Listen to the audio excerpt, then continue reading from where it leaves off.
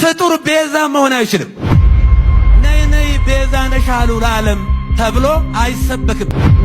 አቡነ ገብርኤል ደግሞ ቅርታ እንዳይጠይቁ እንዳያስተባብሉ በዚህ እውነት ጸንቶ እስከ መጨረሻ ድረስ እንዲታገሉ። እኔ ድንግል ማርያም ላይ አፉን የሚከፍት ልጋጋም መታገስ ይከብደኛል። እዛኛው ቤት ጩኸት በስቷል። የጠላት ወረዳ በጣም ተረብሸዋል። የዲያብሎስ ጭፍሮች ተረብሸዋል። ተደግፈን የምንሄደው እምነት የለንም። እኛን ካልተደገፉ ግን መኖር አይችሉም። እንደ ፓራሳይት እኛ ላይ ተጣብቀው እኛኑ ይነክሱናል፣ ደማችንን ይመጣሉ። እኛ ደግሞ እያማረብን እንሄዳለን። ድንግል ማርያም ብቻ በብቸኝነት የተመረጠች ንግሥት ናት፣ እናት ናት። እናት ስላላችሁ ደስ ይበላችሁ። እናት የሌለው ያልቅስ። ቤዛዊተ ዓለም ሰአሊተ ምሕረት መዝገበ ብርሃን የመላይ ሰብ እመቤት አቁራሪተ መዓት ወለተ ዳዊት ዕፀ ሕይወት ምልዕተ ክብር ጽላተ ኪዳን የደስታ የሰላም የፍቅር እናቱ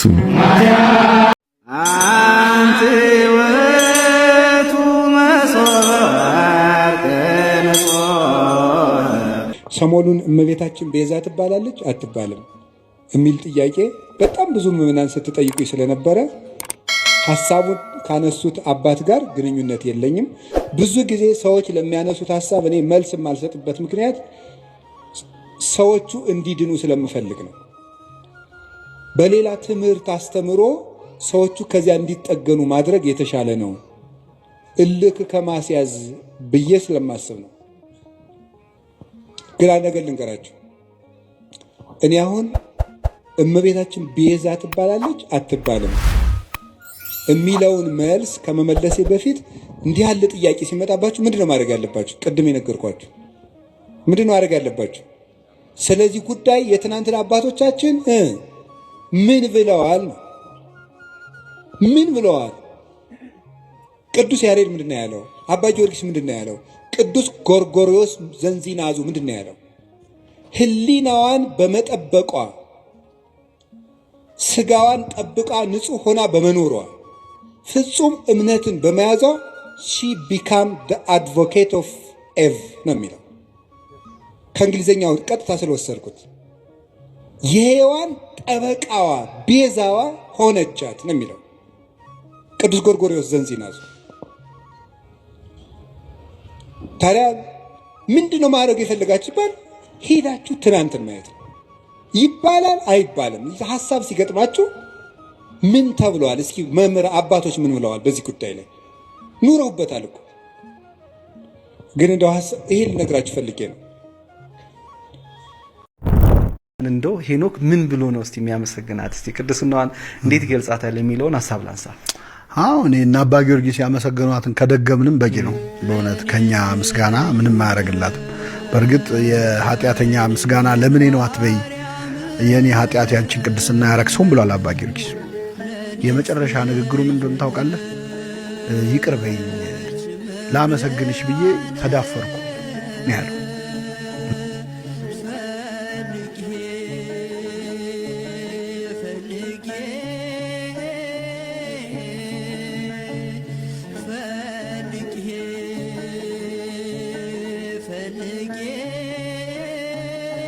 እመቤታችን ያው ደስታ ናት፣ ሰላም ናት፣ እረፍት ናት። እግዚአብሔር በቅፎ ያረፈ ነው።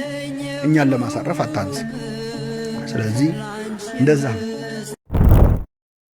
አንድ ሰው እግዚአብሔር ቤት ለመሄድ እየፈለገ ውስጡ እየተመኘ ግን መሄድ አቅቶት የቀረሰው አለ። ክርስቶስ የመጣውን ሊቆጥርለት ካቃተው ያሰበውን ይቆጥርለታል። አቅቶት ነው እንጂ እኮ ሊመጣም አስቦ ነበር። ሞልታ ያጠፋሃትንም አላርም ያያል እግዚአብሔር። ጠዋት ልትነሳ ሞልታት ሰምተን እንዳልሰማ ይሆንካት እጅም በዳበሳ ወስደ ያጠፋሃትን አላርም ያስባታል። አላርም ሞልቶ ነበር መነሳት አቃተው እንጂ ይልሃል እግዚአብሔር።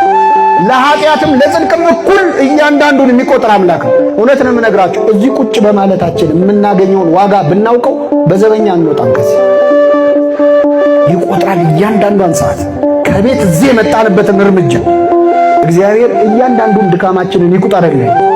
ሌላው ቀርቶ ይገርማቸዋል፣ ኃጢአት ለመስራት ያመነታንበትን ጊዜ ይቆጥራል እግዚአብሔር።